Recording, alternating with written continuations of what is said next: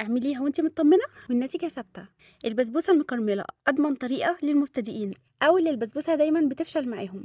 ما عندناش وقت ولا طاقة للفشل، اعتمديها واحفظيها عندك لرمضان. ومش بس هتنجح معاكي، لا ده كمان طعمها هيبقى قوي جدا ومش هيتقاوم، لأن هقولك على كام تركة يعززوا من طعم البسبوسة ويروح لليفل تاني خالص.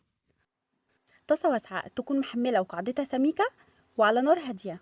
هوزع فيها كوباية سكر وربع كوباية مية، بحركهم كده من ايد الطاسة لحد ما السكر يدوب مع المية. وهزود عليهم معلقتين كبار من عسل الكلوكوز أو عسل النحل. بدوب العسل مع السكر والمية وبقلبه من وقت للتاني لحد ما السكر ياخد لون الكراميل الفاتح ده. ما تغمقهوش عن كده عشان ما يمررش ويخلي البسبوسة غامقة بزيادة. هنزل عليه كوباية إلا ربع من السمنة البلدي، وفي الخطوة دي هخلي السمنة تتقدح مع الكراميل. والتركة دي بتخلي السمنة البلدي قوية وطعمها واضح قوي في البسبوسة.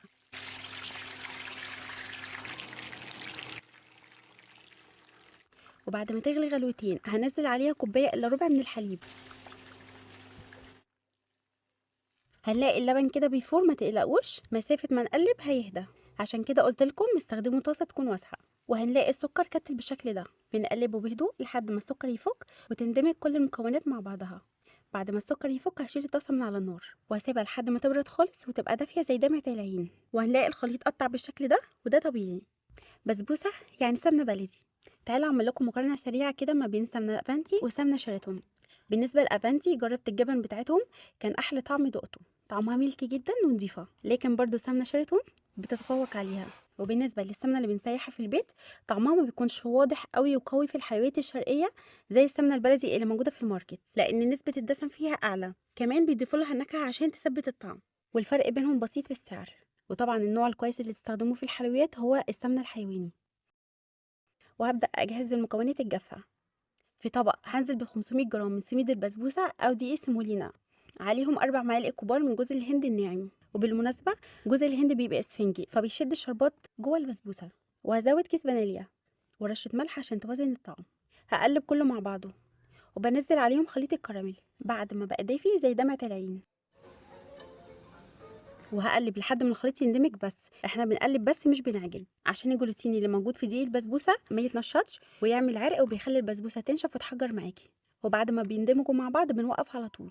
لو عجينه البسبوسه قوامها طلع معاكي انشف من كده فهتزودي من معلقه لمعلقتين حليب، لان في انواع من دقيق سمولينا بتحتاج لسوائل. وملمس العجينه هتلاقوه شبيه للرمله. هدهن الصينيه بتاعتي بالسمنه وهنزل فيها عجينه البسبوسه. بافردها في الصينيه وببل ايدي ميه وبسوي وشها لحد ما الوش يبقى ناعم بالشكل ده. وهخبط الصينيه كام خبطه كده. وبفضل اقطعها من البدايه. وهدخلها فرن مسخنه قبلها ب10 دقايق على الرف اللي في النص. والبسبوسه المكرمله بنظبط درجه حرارتها ل 180، على عكس بسبوسه الحلواني بتستوي على درجه حراره 200. هتاخد في الفرن حوالي 30 دقيقه.